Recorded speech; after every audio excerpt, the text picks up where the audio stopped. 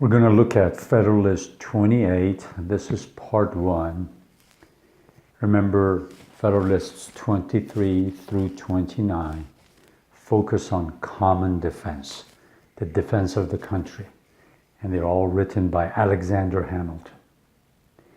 The last Federalist, he was talking about domestic tranquility. Now, in this Federalist, in 28, he says that there are times that the government has to use force. And those who think that this will not happen, this might not happen, they are crazy. Because we have seen history has taught us, even our own history has taught us that there are times that rebellions will break out, insurrections will happen, and you have to put it down by force. One example is what had happened in Massachusetts at the end of 1786, early 1787, Shays' Rebellion. So he says there are examples that we cannot count on not having to use force. And he says this Constitution, this new Constitution, gives us that tool without breaking the Republican principles, without destroying what Republican government is. Remember, he always talks about balance. There should be a balance. You can't just give people all the freedom they want without asking them to be responsible and act responsibly. So I'm going to read this for you. That there may happen cases in which the national government may be necessitated to resort to force cannot be denied. Our own experience has corroborated the lessons taught by the examples of other nations, that emergencies of this sort will sometimes exist in all societies, however constituted. When he says our own example, he's talking about Shays' Rebellion. He's talking about stuff that might have happened in Pennsylvania, the dispute, the disagreement they had with Connecticut, and the problems that state of New York had with people who were living in what became the state of Vermont. He says these things are going to happen. We have to be ready for the time that, if needed, at the very last resort, to put down the rebellion. So we have to have a small professional army, very small, but professional. That emergencies of this sort will sometime exist in all societies, however constituted.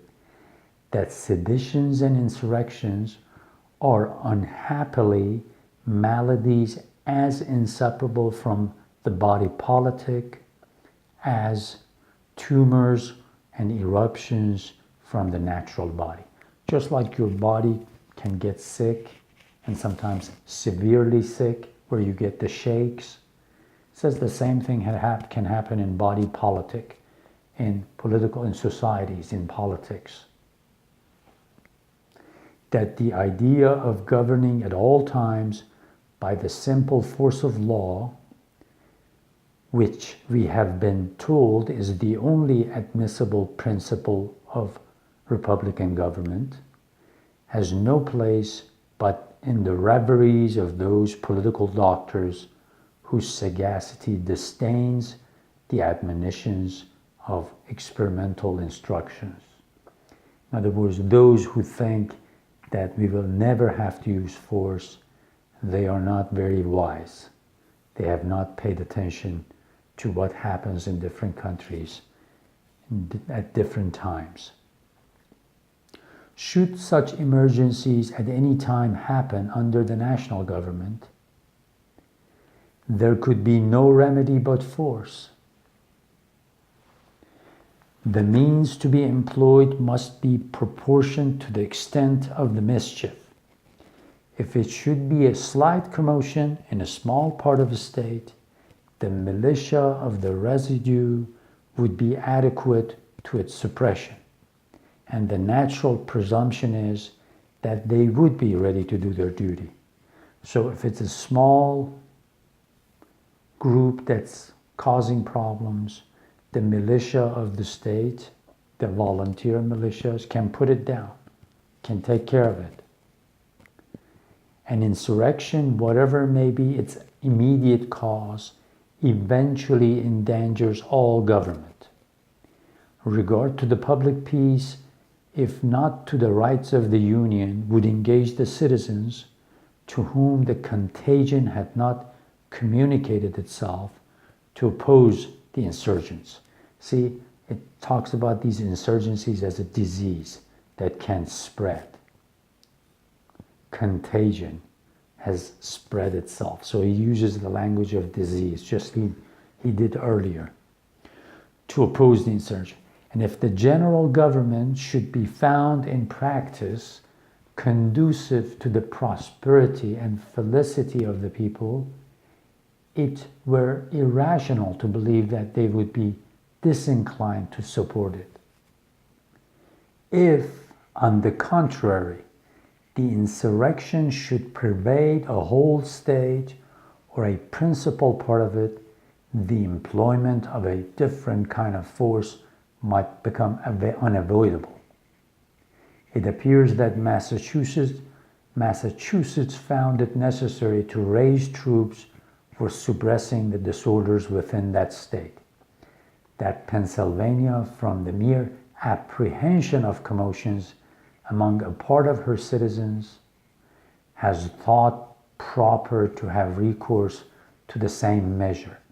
Suppose the state of New York had been inclined to reestablish her lost jurisdiction over the inhabitants of Vermont. Could she have hoped for success in such an enterprise? From the efforts of the militia alone, would she not have been compelled to raise and to maintain a more regular force for success in such an enterprise? Would she not have been compelled to raise and maintain a more regular force for the execution of her design?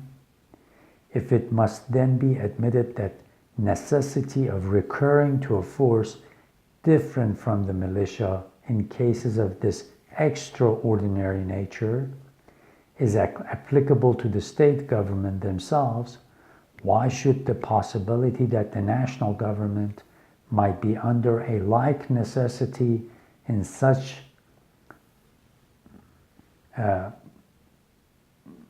in similar extremities be made an objection to its existence?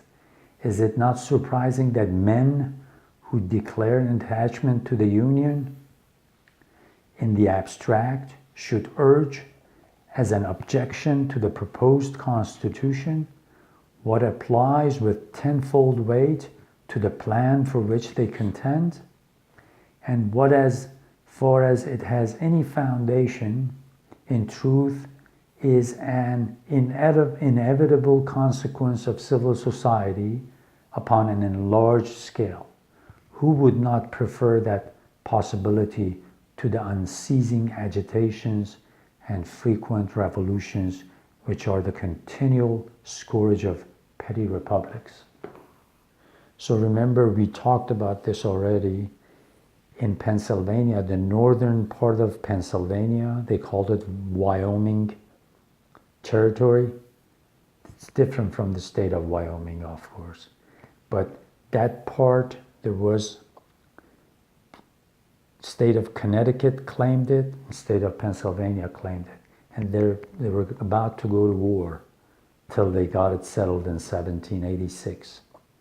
When you look at the state of Vermont on the map of the United States, during the time of the writing of the Constitution, it was not a state then. It was considered to be part of New York, or New York claimed it. And here he says, what if we had decided to use force to reclaim that land? And he talked about Massachusetts and Shays' rebellion.